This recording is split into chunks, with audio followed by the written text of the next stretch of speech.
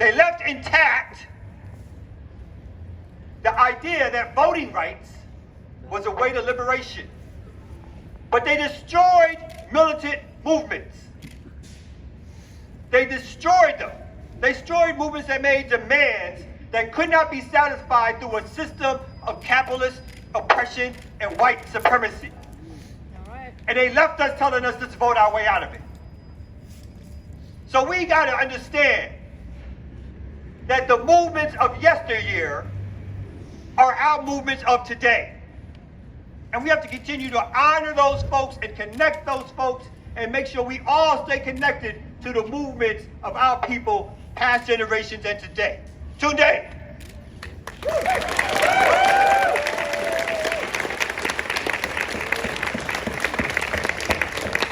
Freedom all. Freedom all. Freedom! So my name is Tunde, as Kamal said. I'm with the International Campaign to Free Kamal Siddiqui. Now I'm just going to read a solidarity statement from the campaign with the Forced Offender 6. So, as comrades in struggle to free all freedom fighters, this statement is an expression of support and solidarity to the Forced Offender 6. We demand that they're all released immediately. I'm with the International Campaign to Free Kamal Siddiqui. Kamal is a father, grandfather, beloved elder, and he should be free. Kamal and Assata Shakur have a daughter, Kikuya, and for several decades he's remained an important form of nurture, support, and inspiration for Kikuya during Assata's liberation and stay in Cuba. He also has another daughter, Kasise. Kamal helped raise and nurture Kasise during her formative years and was an important source of support during college. She's a member and guiding light for the International Campaign to Free her father.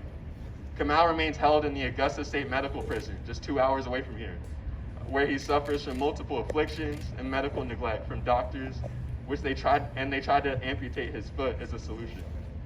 He was a target of and captured by the counterintelligence program, COINTELPRO, in 2003. In this vein, we extend our utmost gratitude to our freedom fighters for their commitment and resilience in the struggle for liberation. They further deserve to live healthy, meaningful, and free lives upon their release from jail or prison to their beloved communities and families. We recognize that what the Forced Offender 6 and all forced offenders, which includes all of y'all really, are fighting for is the same things Kamal and the organizers and activists of the past few decades have fought for over many years. It's the same struggle and the same fight, and we understand the resistance to oppression and the fight for human rights will result in confronting the full weight of the power of the state. But at the end of the day, we'll win, right? We will win. Yes. Power to the people. Power to the people! All right, free them all, y'all.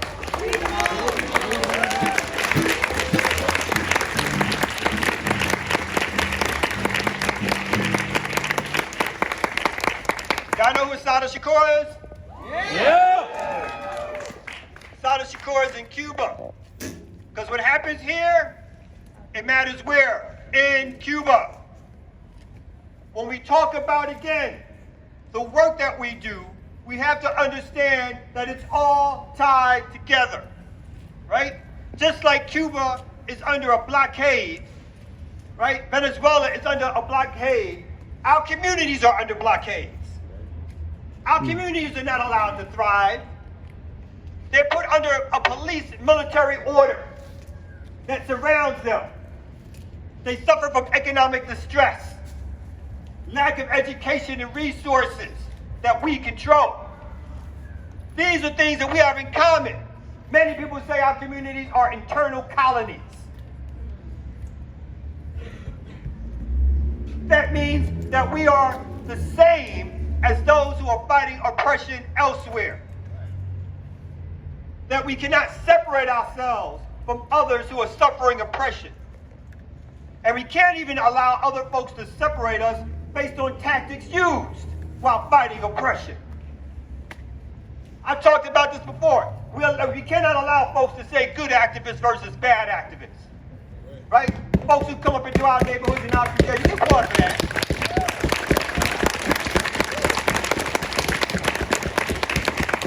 Again, we have these people who come in over here and they tell us, oh, you got to do it a certain way. And 5 minutes later, they're telling us how they love somebody like a John Lewis who got in good trouble. Or they love a Dr. King who they arrested 29 times. 29 times. For civil disobedience and direct action. They arrested Dr. King one time because he went 31 miles per hour in a 25 mile per hour zone was the rationale they gave. So they will use all tactics at hand to stop our movements. We will not allow anybody to limit the tactics at hand that will make our movements prevail. Am I right on that? Yeah. Right. So our next speaker coming up is Brother Eli from Corporation Jackson and BYP 100. Give it up.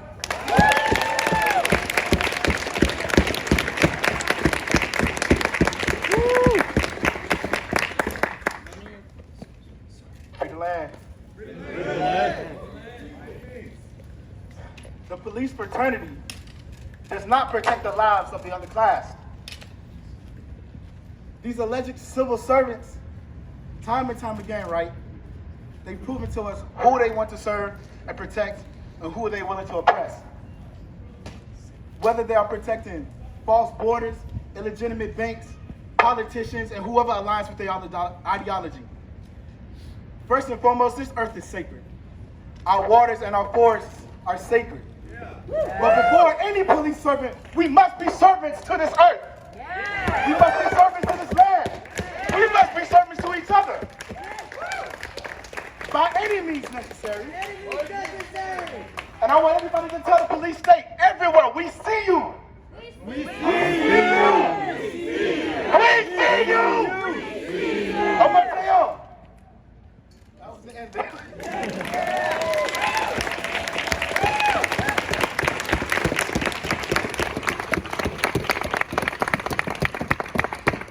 So next we got coming up from GLAR, Brother Giovanni Serrano. Please come on up. Give it up.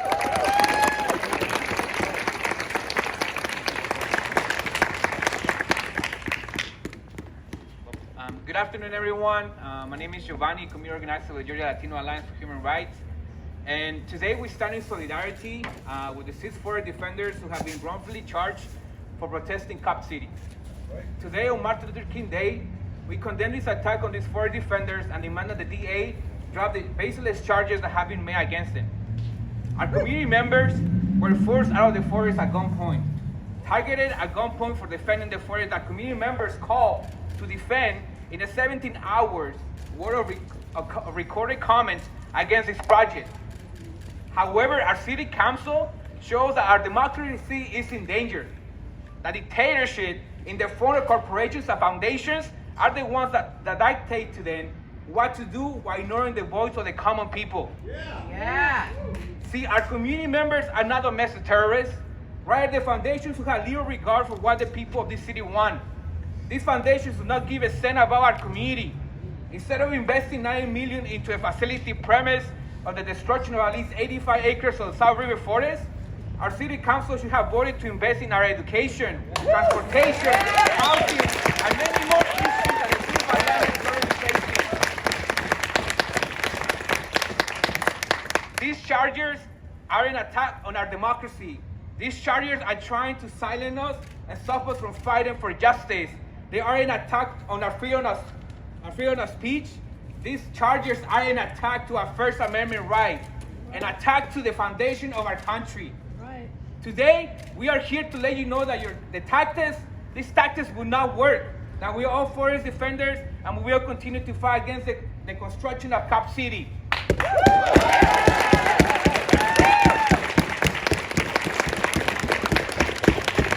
What do we want? What do we want? Stop City! What do we want? Stop City! What do we want? Stop City! Thank you.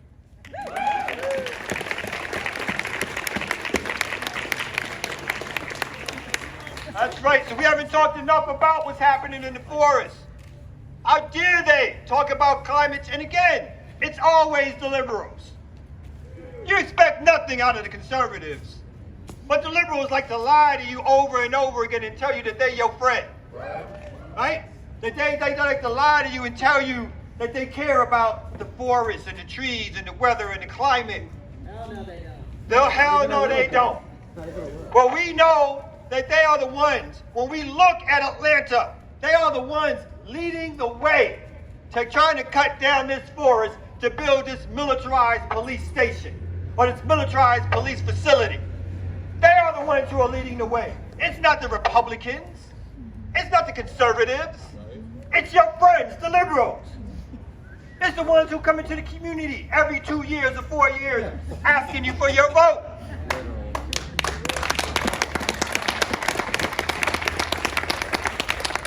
It's the ones who took down all the public housing in Atlanta. But yet tell you that they care about poor working class people. It's the ones who paid homeless people, gave them a one-way ticket to leave Atlanta during the Olympics. Fuck that. To say, get out, we don't want you back. It's the ones who've knocked down all the shelters in central Atlanta, who've made homeless folks or houseless folks have to leave and can't even think about finding social service or a place to stay here. It is your liberal friends. It is the ones who come in our community and tell us how much they love us and support us and like us and work with us and come from us. They're the ones that we have to chase out of our community. I know, little louder. We got to chase them out of our community. Because they are the ones who will smile in our face and then stab us in our back. As Malcolm said, they are the fox to the Republican the Republican wolves. They are the fox to the Republican wolves. They are the ones who slide up on us. Who's the district attorney? When we talk about representation politics, it's a black woman, a Democrat, who's telling us how she admires protests, how she honors protests, how she wishes us nothing but the best in nonviolent, peaceful action protests. Well, at the same time, she's happy to show her face, standing tall and proud as she puts these illegal, immoral, illicit charges on our community and our folks. We have to say, no more lies to our faces. We will chase you out of our community when it is time, when you come back to us and try to say you want our votes. Woo!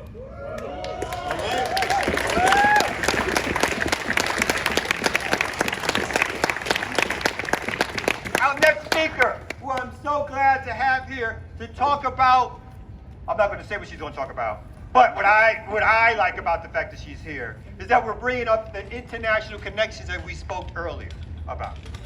So from the Palestinian Youth Movement, Sister Baisan, can you please come up?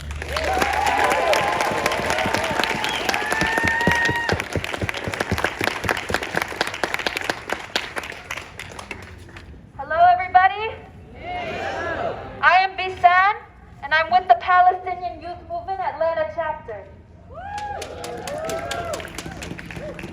We, the Palestinian Youth Movement of Atlanta, stand in solidarity with the defenders of Atlanta's forests and with those who defend justice and have committed themselves to struggle everywhere. I am humbled and honored to be standing before you all today on Martin Luther King Day to speak as a member of the Palestinian Youth Movement. As Palestinians, we are all too familiar with being held as political prisoners for resisting our oppressors. Right? We know that incarceration is a tool of the oppressor to choke out our movements and our struggle, to force us into submission to their will. Political prisoners make the ultimate sacrifice, putting their individual autonomy on the line for the greater struggle against state-sanctioned violence, for freedom and liberation.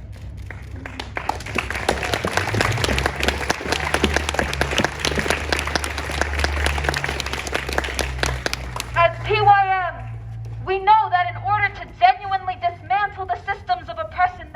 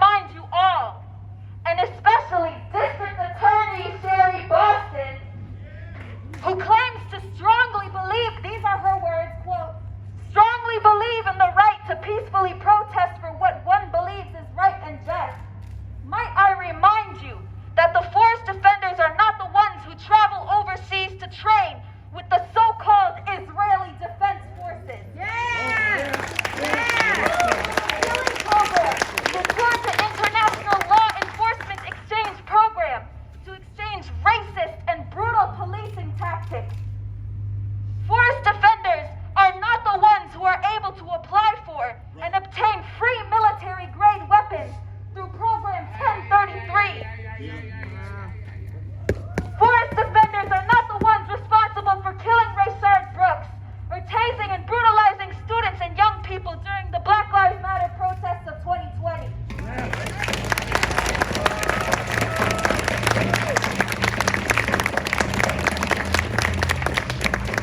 If corporations feel terrorized by the defenders of the Atlanta forest, who do the people of Atlanta go to when they are being terrorized by criminals with badges? If we took the time to go down the list of every act of terror that APD has subjected the public to, we would be outside of this building for days. We know what the purpose of the police is. We know what terror they are capable of. And so do they, or else they would have asked surrounding communities if they wanted a cop city in the first place.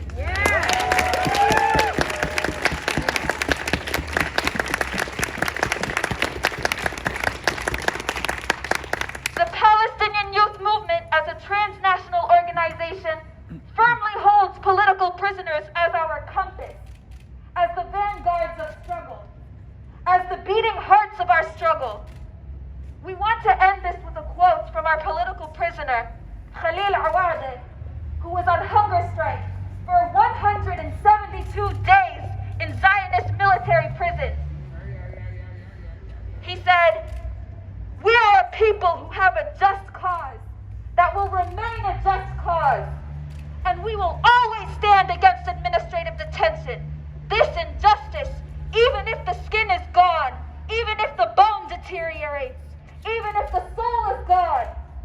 Be assured, be confident that we have the right and our cause is just, regardless of the high price paid. From Atlanta to Palestine, drop the charges. Freedom for our political prisoners!"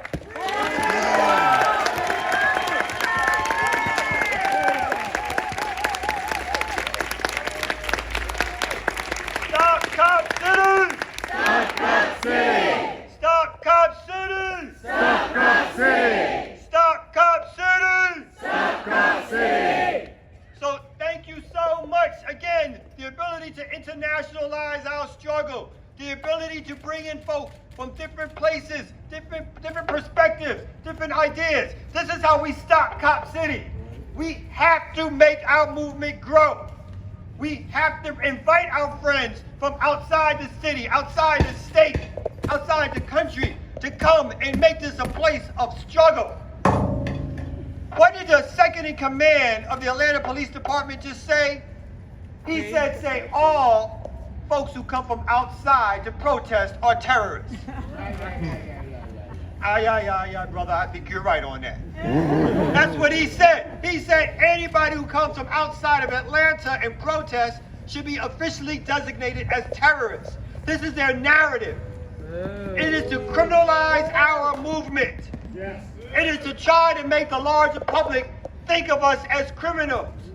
But again, we all know who the real criminals are. Yeah, we do. They are the ones with the badges and the guns and the laws and the nightsticks. They are the ones with the pepper spray. They are the ones killing our people, arresting our people, harassing our people, putting our people in prison and jails as they continue to take all the wealth of this country and make sure it gets to the 1%. That's who our enemies are. That's what they want to accomplish, and that's what they want to do. And we're here to do what? To stop them and to stop? Cop City! Stop Cop City! Stop Cop City! Stop Cop City! Stop Cop City! Stop Cop City! Stop Cop City! Stop Cop City! So, our next speaker is Brother Matthew Johnson from Beloved Communes. I got it right, didn't I? I appreciate that. There you go. Give me some credit that time. You have an ongoing battle. He keeps saying I said his name wrong. But he's going to come up and deliver basically a little sermon to us about how to stop cops. So we're putting the pressure on you, brother. Come deliver. Come on, Matthew. Come on up.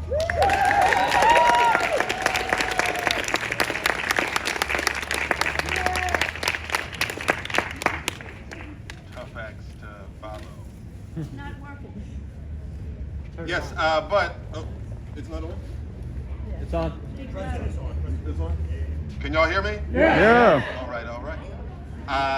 First thing, I think that it would be a disservice not to take a moment to truly appreciate the life and legacy of Martin Luther King Jr. It has to be closer to your mouth. Yeah. How are we doing now? That's good. Okay, all right. I move and talk with my hands a lot. Bear with me. I think it would be a great disservice if we didn't take a moment out to truly appreciate the life and legacy of Dr. Martin Luther King. We know him at the I Have a Dream speech as a country. But what's lesser known is his speech beyond Vietnam was given on April 4th, 1967, which was one of the times where he was most explicit about the need to move this country further left. Would you like to know what day Dr. King was killed the next year? Same day next year, same day. Same day next year. That was not a mistake. That is not a coincidence. Another thing to note, that despite Martin Luther King's adherence to nonviolent action, he never stopped mentoring Stokely Carmichael, although they went their separate ways.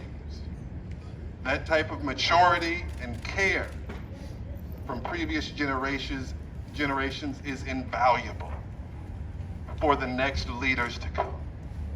And so many of our folks have missed that boat right here in Atlanta that have lived fat off the legacy of Dr. King. Speaking of Dr. King and mentoring Stokely Carmichael, according to this logic of this outside agitator, the Freedom Riders would have been terrorists, right? This highfalutin minister from Atlanta who's gotten this fancy PhD at this northern college, Boston University, now moving to Alabama, that's trying to tell us how to run our state. Well, is this a terrorist too? Where do we draw the line when we begin to allow the people that have been oppressing us to define the terms by which we determine who is good and who is evil? If we ever allow ourselves to do this, we will always end up on bottom. Now, let's talk about our friends that have been freed. Can we all have a hand clap for our friends that are now out of jail? And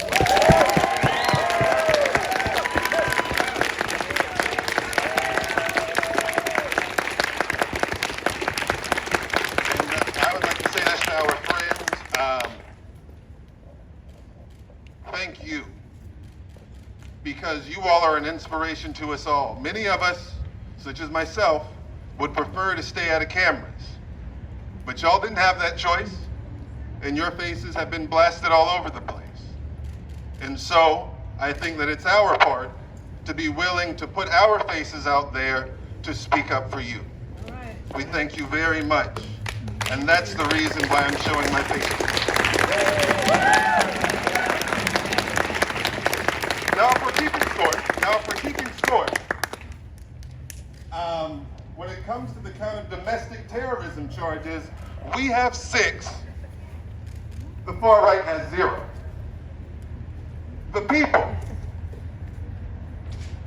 who stormed the seat of government with explosive devices, who were looking for politicians by name to attack them with said explosive devices, they did not get a domestic terrorism charge.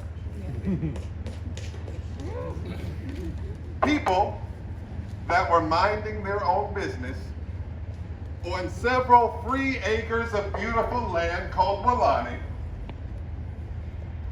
were just minding their business, hanging out in a tree. They were pepper sprayed. They were assaulted.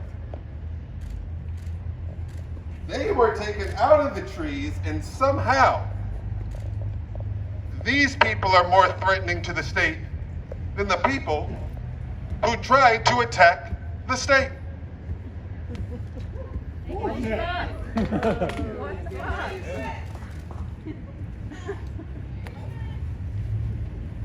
I'll repeat that. The people who tried to take over the seat of government were less of a threat to our government than the people that were trying to stop the brutality of the police from being expanded at the expense of our environment.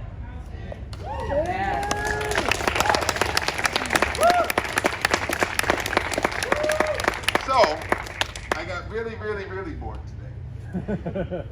Which of course means that I started reading. Now, I figured something out. If you want to figure out where all the money in the city goes, there's one place that you really have to look. Somebody asked me, where do you look? Where do you look? I'm so glad you asked. The budget. Y'all, turns out they've been lying about everything. First lie, that the police have this old decrepit facility where everything's rotting and they can't even train there. That is a lie.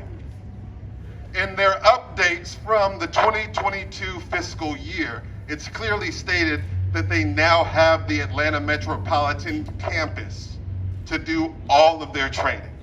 And that is already their training center right now. So they already have a training center and they want an extra. Now,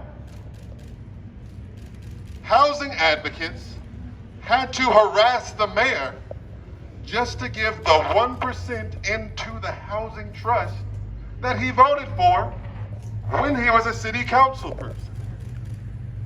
Just to do what he said and give $7 million in the midst of record inflation and skyrocketing prices, he had to be harassed. However, from 2019 to 2022, the police budget was raised $35 million.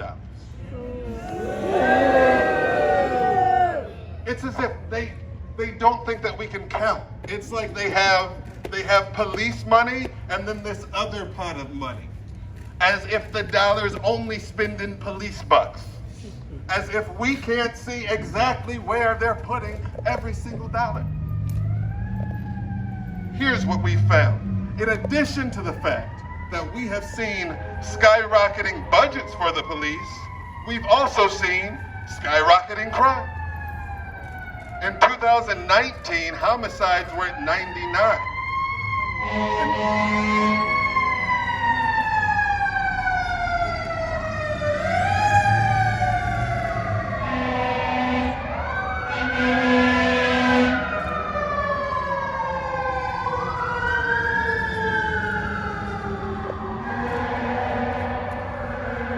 Now that's a public service that works. In 2019, there were 99 homicides. $35 million later in the budget, we have 170 homicides in Atlanta in 2022. So it's obvious, giving them more money doesn't keep us safe. What does keep us safe is meeting people's basic needs. So we're not always working from a space of scarcity. When you have decency, when you have a chance, when the best shot that you have isn't killing your brother for the basic means to survive and make a life for yourself, guess what? Crime goes down. But they gotta come off the money. If you're spending 40% of your budget on police, how can you expect to have a safe society? If all you are willing to invest in is force, you set out the laws of the jungle now. They try to convince us that they're out here to keep us safe, but here's the quota system. Police get 1/4 point for service calls, okay? So when you call them and you actually want them to come, that's 1/4 point. If you arrest a juvenile it's 5 points. They get 20 times the credit for locking up a kid and ruining their life as they do for actually serving. That's where your tax dollars are going to work. Whomever the DA may be, God bless him, I already forgot the name. However, they are a cog in this machine. But we will not be satisfied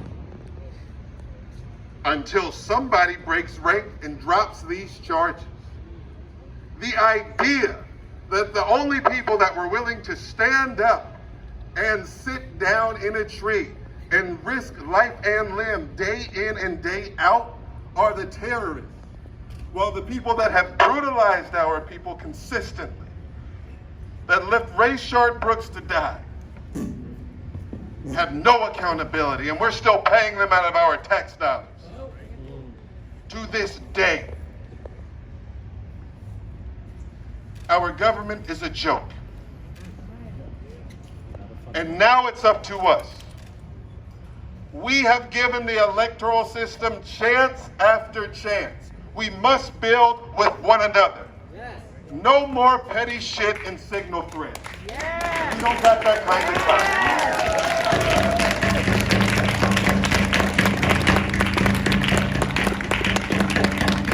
We got a common goal. Let's work together where we can. Where we disagree, we can go different ways. And we're going to mind our business about which way the other one wins.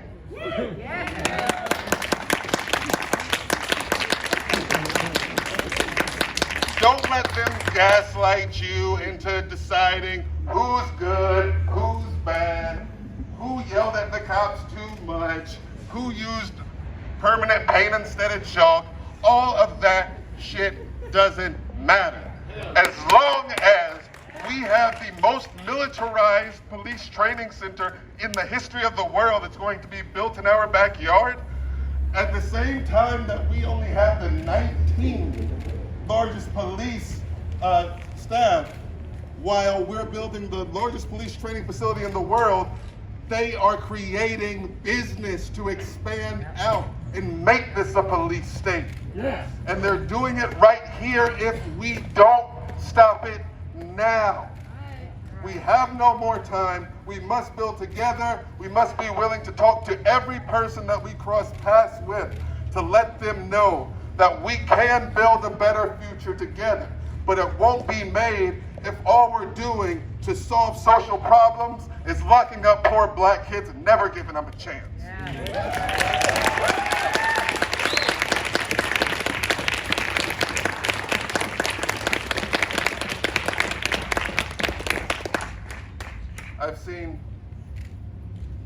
I've seen kids' lives that they just roll through to make space for some new fancy condo, the same way they do those trees in the forest.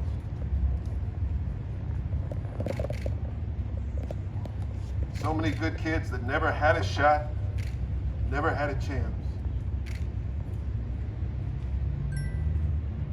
In a city with this much black leadership.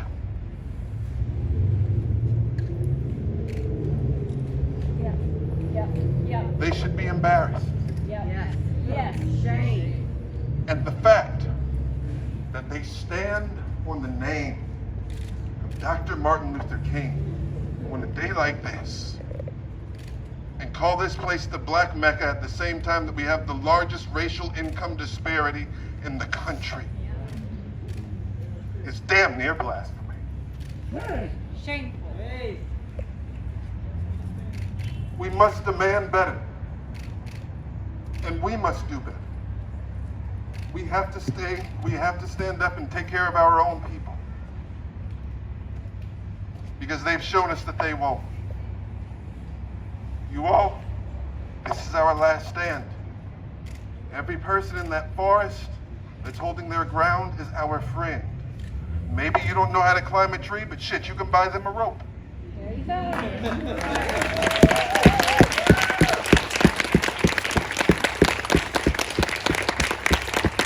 We tried every single other way. We're going to have to stick together. Stop Cop City. Cop City.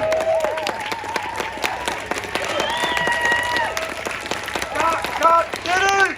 Stop Cop City. Stop Cop City! Stop Cop City. Stop Cop City! Stop Cop City. So, we're going to wrap up very soon. We don't like to have long marches and demonstrations sometimes. We know that folks have other things to do, but we wanted to make sure that our larger community and the folks who were arrested, that they understand that our support is still there for them. That our support continues to grow. And the only way we can do that is to continue to organize. We must organize, organize, organize. We must, and you can join different kinds of formations, but join a formation of some kind. Join an organization of some kind. Be collective. Be connected. Understand that you can't fight back by yourself. Understand that the power that we have is as a group, as a collective, as a people, standing strong. We don't have the money that the capitalists have. We don't have the military and police strength that the government has. What we have is each other. We have the numbers. What we have is the masses. Now what we have to do is to organize with the masses. We don't organize for them, we organize with them. We have to dig deep into our various communities so that folks understand what's happening. Because many do already. We just got to figure out a way to pull them out a little bit. Right? There's so much distractions, particularly when you're trying to make ends meet. Who wants to come to an extra rally when you just work 2 jobs? Who wants to come to a rally when there's something good on TV, you just kick your feet up? Who wants to come to a rally where you can go to the bar and have a drink with a friend?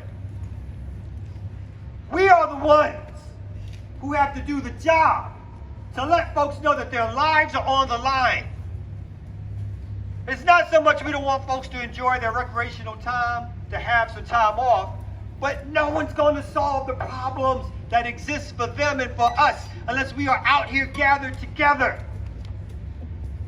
So we have to find ways to dig deep in our community, to dig deep with our people. Whether or not we're doing it through song, poetry, dance, art, writing, we have to dig deep. We can't stop at those things. You can't write a song and then tell me you've done something for the movement. I'm sorry, I just have to let you know that. You can't just write a poem and tell me you've done something for the movement. It's just not enough.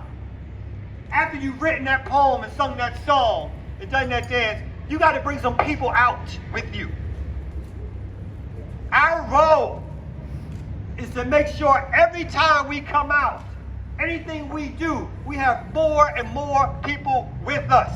We already know, again, as was mentioned, that 70% of those polled have said they are against Cop City. 70%. We have to make sure that those voices are heard. We have to treat City Hall like it's the walls of Jericho. I'm an atheist, but I know a little religious stuff every now and then. Every now we gotta stomp them walls down. Stomp them walls down. But we can't do that unless we dig deep and organize in our community. So we gotta take the pledge. After we leave here, no matter what we do, we gotta join an organization. And if you don't find an organization or a collective that fits your needs, then start one.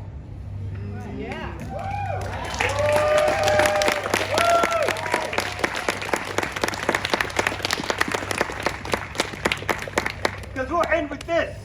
The police are organized and well-resourced. They have command structure. They take and give orders. They cover for each other. When they lie on their police report, they have district attorneys who read those lies and turn them into actions so they can bring criminal charges against people. We have city government. City government is what? Organized.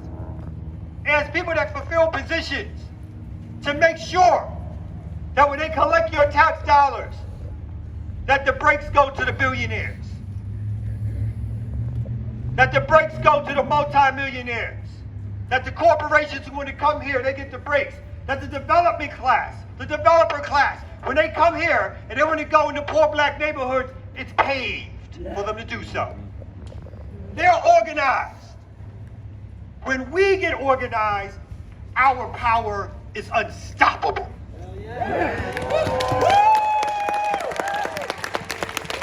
When we get organized, we can stop the gentrification that's happening in the city. When we get organized, we can make sure hospitals stay open. When we get organized, we can make sure that healthcare comes to the city. When we get organized, we can provide jobs and services to our people through mutual aid. When we get organized, we can stop Cop City.